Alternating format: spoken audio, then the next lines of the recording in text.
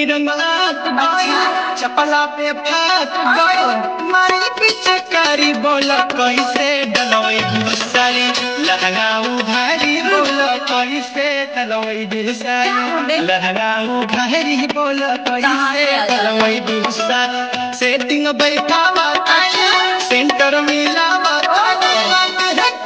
जारी बोला कैसे डलोई दूसरी लहंगाऊ भारी बोला कैसे डलोई दूसरी लहंगाऊ भारी बोला कैसे डलोई दूसरी होली में ना छोड़ा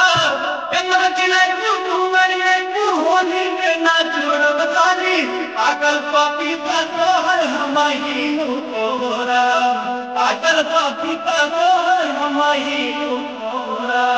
लगाओ भारी बोला कैसे गाई मुसाफी लगाओ भारी बोला कैसे गाई मुसाफी खेलब आज होली सभा कहाँ से हट के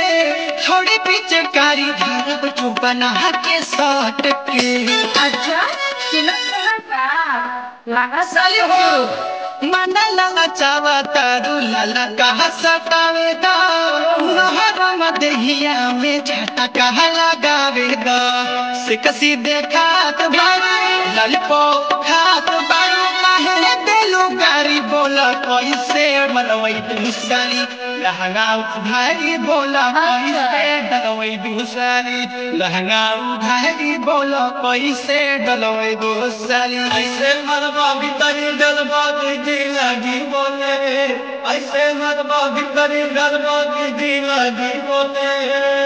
जगह पे जाए वो आराम होले होले की जगह पे जाए वो आराम होले होले लगाओ भारी बोला कैसे गावे मुसाली लगाओ भारी बोला कैसे गावे मुसाली हिले न देहब साली छोड़ा बिना कसर तेरा बुढ़ा गरिया तो करी लासर लासर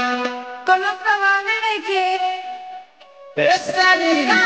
आज हमार बुढ़िया भई गिल बाटे फेल हो चर चर करी तला गाई राई तेल हो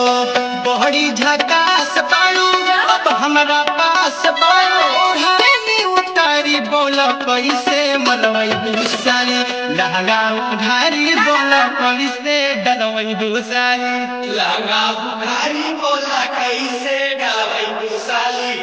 तनी धीरे से डालो रे जीजा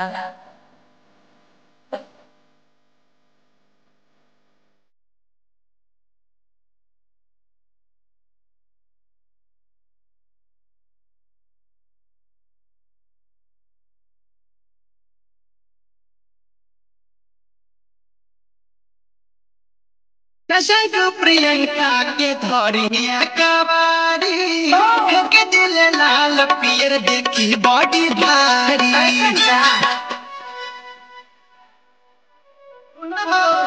चढ़ल जवानी तोहर बाड़े रसदार हो बबू से नीमन काहे खोजेलू भतार हो करके सांग ले हम हरिहर का रंग देव बुढ़ियों में डारी बोलो कैसे मलवा दूसरी लहंगाऊ घारी बोलो कैसे डलवई दूसरी लहंगाऊ घारी बोलो कैसे डलवई दूसरी डलनी तो आट गई चपला पे फाट गई मोरे पिचकारी बोलो कैसे मलवई दूसरी लहंगाऊ घारी बोलो कैसे डलवई दूसरी लहंगाऊ घारी बोलो कैसे डलवई दूसरी लहंगाऊ घारी बोलो कैसे डलवई दूसरी। अरे तो कह न दो उनको में डाल दे।